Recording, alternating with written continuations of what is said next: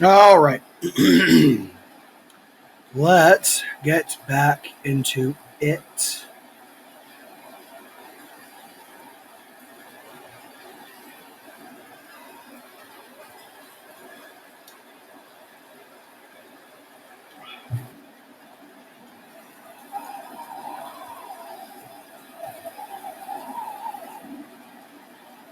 A little further down than that.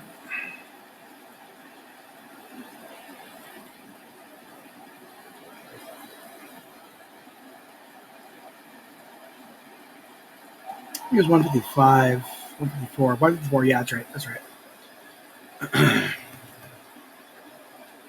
All right. 154. Oops, hold on before I go.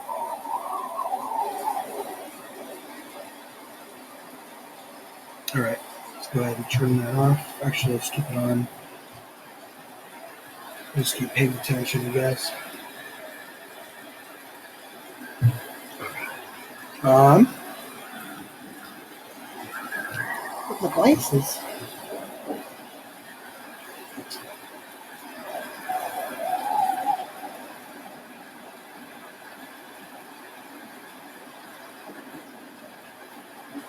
A pair of glasses.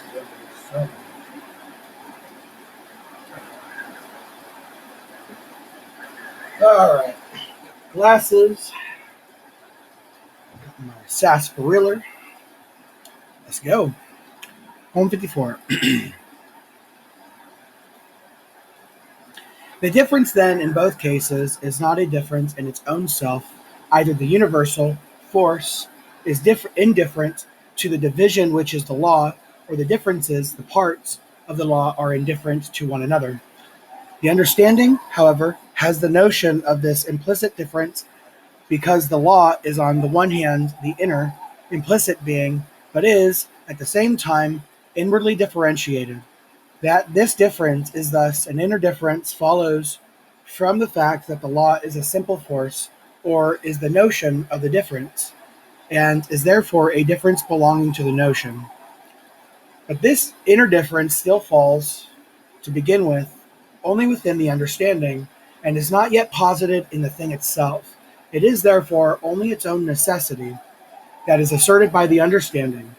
The difference, then, is posited by the understanding in such a way that, at the same time, it is expressly stated that the difference is not a difference belonging to the thing itself. This necessity, which is merely verbal, is thus a recital of the moments constituting the cycle of the necessity. The moments are indeed distinguished, but at the same time their difference is expressly said to be not a difference of the thing itself, and consequently is itself immediately cancelled again. This process is called explanation. A law is enunciated from this. Its implicitly universal element or ground is distinguished as force, but it is said that this difference is no difference, rather that the ground is constituted exactly the same as the law. The single occurrence of lightning, e.g., is apprehended as a universal, and this universal is enunciated as the law of electricity. The explanation then condenses the law into force as the essence of the law. This force then is so constituted that when it is expressed, opposite electricities appear, which disappear again into one another. That is. Oops. Anyway, now it seems like every time I turn around, phones like you are doing stuff I can't. Force is constituted exactly the same as law. Answering unknown calls with AI and live translating messages. It's exhausting, but I've still got a few tricks up my sleeve. Like what? That's under wraps. But let's just say you'll be USB-C'ing soon. You're finally getting USB-C charging? What? How did you know? Lucky guess? Oh gosh. Sorry, one sec.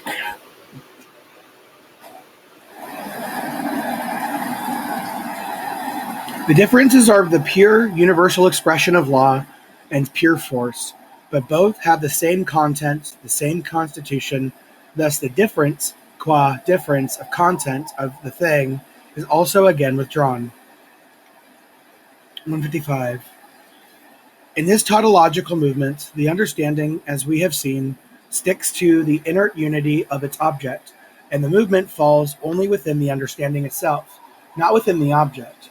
It is an explanation that not only explains nothing, but is so plain that, while it pretends to say something different from what has already been said, really says nothing at all, but only repeats the same thing.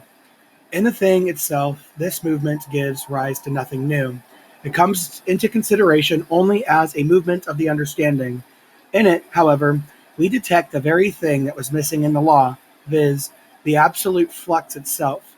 For this movement, when we look at it more closely, is directly the opposite of itself. That is to say, it posits a difference which is not only a difference for us, but one which the movement itself cancels as a difference. This is the same flux which presented itself as the play of forces. This contains the distinction of soliciting and solicited force, or force expressing itself and force repressed into itself. But these were distinctions which in reality were no distinctions, and therefore were also immediately cancelled again. What is present here is not merely bare unity in which no difference would be posited, but rather a movement in which a distinction is certainly made, but, because it is no distinction, is again cancelled. In the process, then, of explaining the to and fro of change which before was outside of the inner world and present only in the appearance, has penetrated into the supersensible world itself. Our consciousness, however, has passed over from the inner being as object to the other side into the understanding, and it experiences change there.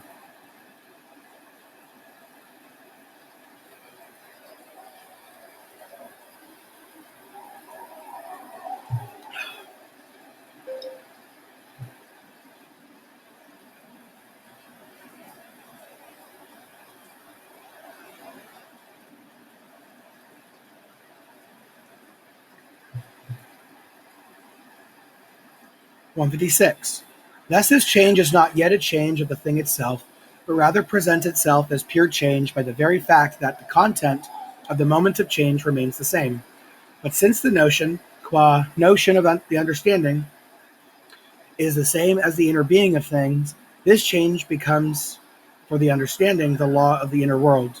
The understanding thus learns that it is a law of appearance itself, that differences arise which are no differences, or that what is self-same repels itself from itself, and similarly, that the differences are only such as are in reality no differences, and which cancel themselves. In other words, what is not self-same is self-attractive. And thus we have a second law whose content is the opposite of what was previously called law, viz., difference, which remains constantly self-same. For this new law expresses rather that like becomes unlike and unlike becomes like. The notion demands of the thoughtless thinker that he bring both laws together and become aware of their antithesis. The second is certainly also a law, an inner self-identical being, but a self-sameness rather of the unlike, a permanence of impermanence. In the play of forces, this law showed itself to be precisely this absolute transition and pure change. The self-same, viz., force, splits into an antithesis, which at first appears to be an independent difference, but which in fact proves to be none. For it is the self-same which repels itself from itself, and therefore what is repelled is essentially self-attractive, for it is the same. The difference created, since it is no difference, therefore cancels itself again. Consequently, the difference exhibits itself as difference of the thing itself, or as absolute difference, and this difference of the thing is thus nothing else but the self-same, and has repelled itself from itself, and therefore merely posits an antithesis which is none. 157. Through this principle, the first supersensible world, the tranquil kingdom of laws, the immediate copy of the perceived world, is changed into its opposite. The law was, in general, like its differences, that which remained self-same. Now, however, it is posited that each of the two worlds is really the opposite of itself. The self-same really repels itself from itself, and what is not self-same really posits itself as self-same. In point of fact, it is only when thus determined that the difference is inner difference, or the difference in its own self, the like being unlike itself and the unlike like itself. This second supersensible world is, in this way, the inverted world, and, moreover, since one aspect is already present in the first supersensible world, the inversion of the first.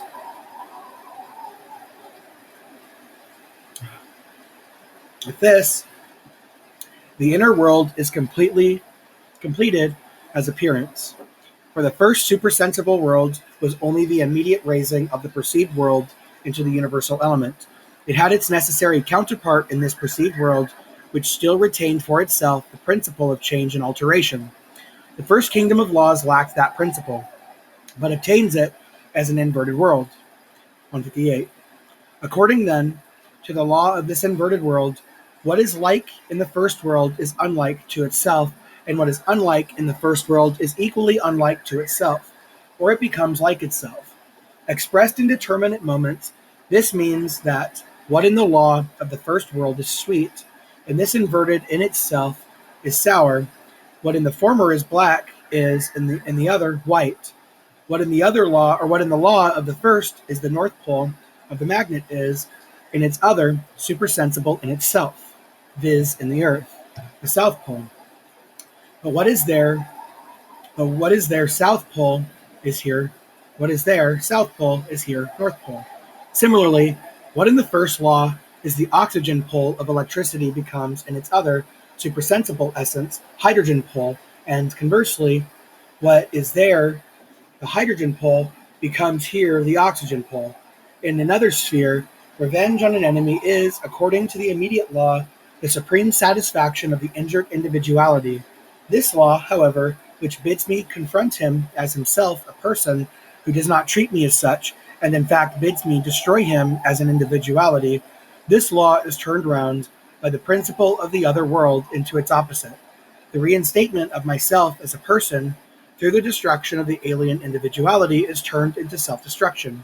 If now this inversion, which finds expression in the punishment of crime, is made into a law, it too, again, is only the law of one world, which is confronted by an inverted supersensible world, where what is despised in the former is honored, and what in the former is honored meets with contempt. The punishment, which under the law of the first world disgraces and destroys a man, is transformed in its inverted world into the pardon, which preserves his essential being and brings him to honor. 159. Looked at superficially, this inverted world is the opposite of the first in the sense that it has the latter outside of it and repels the world from itself as an inverted actual world.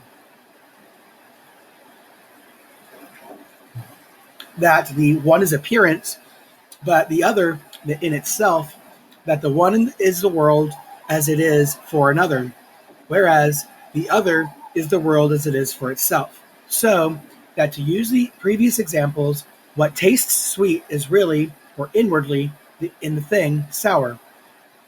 Or what is north pole is the actual magnet in the world of appearance, would be south pole in the inner or essential being.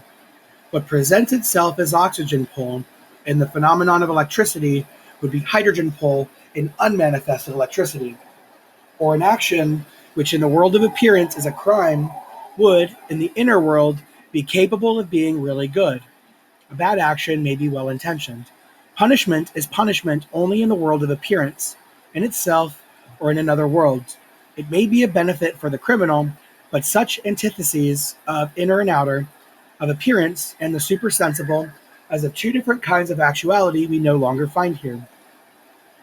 The repelled differences are not shared afresh between two substances such as would support them and lend them a separate subsistence. This would result in the understanding withdrawing from the inner world and relapsing into its previous position. The one side, or substance, would be the world of perception, again, in which one of the two laws would be operative, and confronting it would be an inner world. Just such a sense world as the first, but in the imagination it could not be exhibited as a sense world, could not be seen, heard, or tasted, and yet it would be thought of as a sense world. But in fact, if the one posited world is a perceived world, and its in itself, as its inversion, is equally thought of as sensuous, then sourness, which would be in the in itself of the sweet thing, is actually a thing just as much as the latter, viz., a sour thing. Black, which would be the in itself of white, is an actual black. The North Pole, which is the in itself of the South Pole, is the North Pole actually present in the same magnet. The oxygen pole, which is the in itself of the hydrogen pole, is actually present in the same voltaic pile. The actual crime, however, has its inversion and its in itself as possibility, in the intention as such, but not in a good intention. For the truth of intention is only the act itself, but the crime, as regards its content, has its reflection into self, or its inversion, in the actual punishment. This is the reconciliation of the law with the actuality opposed to it in the crime. Finally, the actual punishment has its inverted actuality present in it in such a way that the punishment is an actualization of the law, whereby the activity exercised by the law as punishment suspends itself, and, from being active, the law becomes again quiescent and is vindicated, and the conflict of individuality with it, and of it with individuality, is extinguished. 160. From the idea, then, of inversion, which constitutes the essential nature of one aspect of the supersensible world, we must eliminate the sensuous idea of fixing the differences in a different sustaining element. And this absolute notion of the difference must be represented and understood purely as inner difference, a repulsion of the self-same as self-same from itself, and likeness of the unlike as unlike. We have to think pure change or think antithesis within the antithesis itself or contradiction. From the difference, which is an inner difference, the opposite is not merely one of two. If it were, it would simply be, without being an opposite. But it is the opposite of an opposite, or the opposite of it is itself immediately present in it. Certainly, I put the opposite here and the other, of which it is the opposite, there, the opposite. Then is on one side is in and for itself without the other. But just because I have the opposite here in and for itself,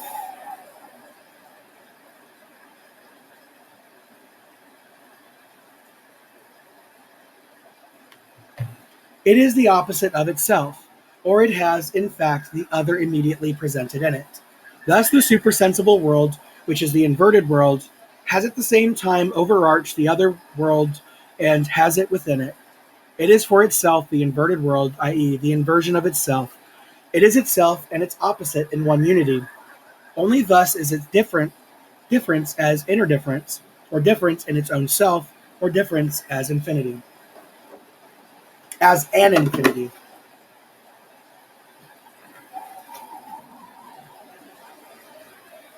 (161).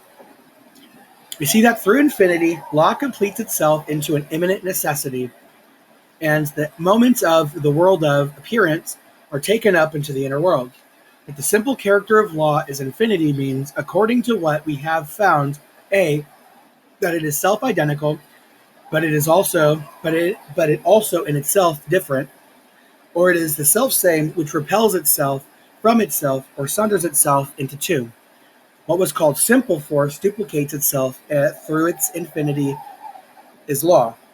B, what is thus dirempted, which constitutes the parts thought of as in the law, exhibit itself as a stable existence, and if the parts are considered without the notion of the inner difference, then space and time, or distance and velocity, which appear as moments of gravity, are just as indifferent and without a necessary relation to one another as to gravity itself. Or, at this simple gravity is indifferent to them. Or again, as simple electricity is indifferent to positive and negative electricity. But C, through the notion of inner difference, these unlike and in different moments, space and time, etc., are a difference which is no difference, or only a difference of what is self-same, and its essence is unity. As positive and negative, they stimulate each other into activity, and their being is rather to posit themselves as not being and to suspend themselves in the unity. The two distinguished moments both subsist. They are implicit and are opposites in themselves, i.e., each is the opposite of itself and has its other within it, and they are only one unity. 162. This simple infinity or absolute notion may be called the simple essence of life, the soul of the world, the universal blood, whose omnipresence is neither disturbed nor interrupted by any difference, but rather is itself every difference. As also their supersession, it pulsates within itself, but does not move, inwardly vibrates, yet is at rest. It is self-identical, for the differences are tautological. They are differences that are none. This self-identical essence is therefore related only to itself. To itself implies relationship to another, and the relationship to self is rather a self-sundering, or, in other words, that very self-identicalness is an inner difference.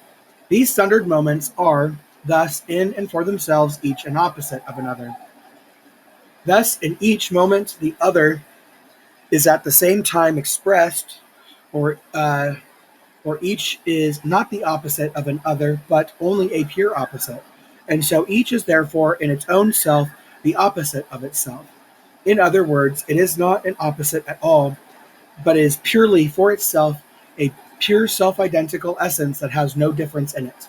Accordingly, we do not need to ask the question, still less to think that fretting over such a question is philosophy, or even that it is a question philosophy cannot answer. The question is, how from this pure essence, how does difference or otherness issue forth from it? For the division into two moments has already taken place. Difference is excluded from the self-identical and set apart from it. What was supposed to be the self-identical is thus already one of these two moments instead of being the absolute essence. That the self-identical divides itself into two means, therefore, just as well that it supersedes itself as already divided, supersedes itself as an otherness. The unity, of which it is usual to say that difference cannot issue from it, is in fact itself one of the two moments. It is the abstraction of the simplicity or unitary nature against the difference. But in saying that the unity is an abstraction, that is only one of the opposed moments, it is already implied that it is dividing of itself. For if the unity is a negative, is opposed to something, then it is eo ipso posited as that which has antithesis within it. The different moments of self-sundering and of becoming self-identical are therefore likewise only this movement of self-supersession. For since the self-identical, which is supposed first to sunder itself or become its opposite, is an abstraction or is already itself a sundered moment. Its self-sundering is therefore a supersession of what it is, and therefore the supersession of its dividedness, its becoming self-identical, is equally a self-sundering. What becomes identical with itself thereby opposes itself to its self-sundering, i.e., it thereby puts itself on one side, or rather, it becomes a sundered moment. 163. Infinity, or this absolute unrest of pure self-movement, in which whatever is determined in one way or another, e.g. as being, is rather the opposite of this determinateness. This no doubt has been from the start the soul of all that has gone before, but it is in the inner world that it has first freely and clearly shown itself. Appearance, or the play of forces, already displays it, but it is as explanation that it first freely stands forth, and it being finally an object for consciousness, as that which it is. Consciousness is thus self-consciousness. The understanding's explanation is primarily only the description of what self-consciousness is. It supersedes the differences present in the law, differences which have already become pure differences but are still indifferent, and posits them in a single unity, in force. But this unifying of them is equally and immediately a sundering, for it supersedes the differences and posits the oneness of force only by creating a new difference, that of law and force, which, however, at the same time is no difference, and moreover, from the fact that this difference is no difference, it goes on to supersede this law again, since it lets force be similarly constituted to law. But this movement or necessity is thus still a necessity and a movement of the understanding, or the movement as such is not the understanding's object. On the contrary, in this movement, the understanding has an object has as objects positive and negative electricity, distance, force of attraction, and a thousand other things which constitute the content of the moments of the movement. The reason why explaining efforts affords so much self-satisfaction is just because in consciousness is, so to speak, communing directly with itself, enjoying only itself, although it seems to be busy with something else, it is in fact occupied only with itself. 164. In the contrary law, as the inversion of the first law, or in the inner difference, it is true that infinity itself becomes the object of the understanding. But once again, the understanding falls short of infinity as such, since it again apportions to two worlds, or to two substantial elements, that which is a difference in itself, the self-repulsion of the self-same, and the self-attraction of the unlike. To the understanding, the movement, as it is found in experience, is here a mere happening, and the self-same and the unlike are predicates, whose essence is an inert substrate. What is for the understanding an object and a sensuous covering is for us, in its essential form as a pure notion, this apprehension of the difference, as it is in truth, or the apprehension of infinity as such, is for us, or in itself, i.e., is merely implicit. The exposition of its notion belongs to science, but consciousness is the way that it immediately has this notion. Again, comes on the scene as the form belonging to consciousness itself, or as a new shape of consciousness, which does not recognize in what has gone before its own essence, but looks on it as something quite different.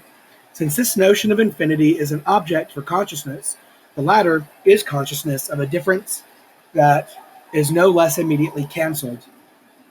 Consciousness is for its own self. It is a distinguishing of that which contains no difference, or self-consciousness.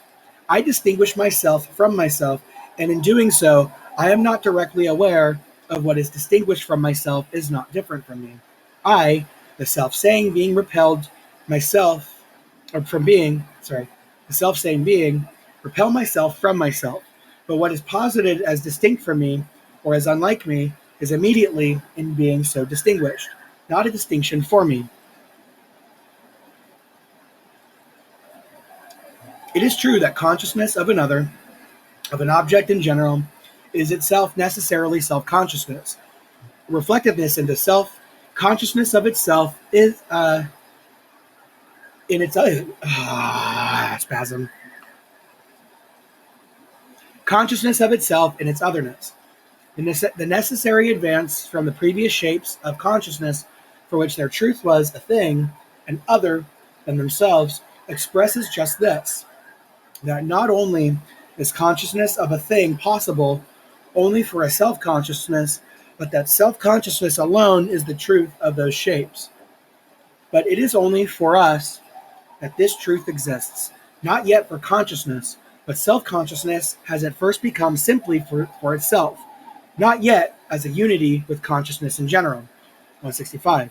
We see that in the inner world of appearance, the understanding in truth comes to know nothing else but appearance, but not in the shape of a play of forces, but rather that play of forces in its absolutely universal moments, and in their movements, in fact, the understanding experiences only itself.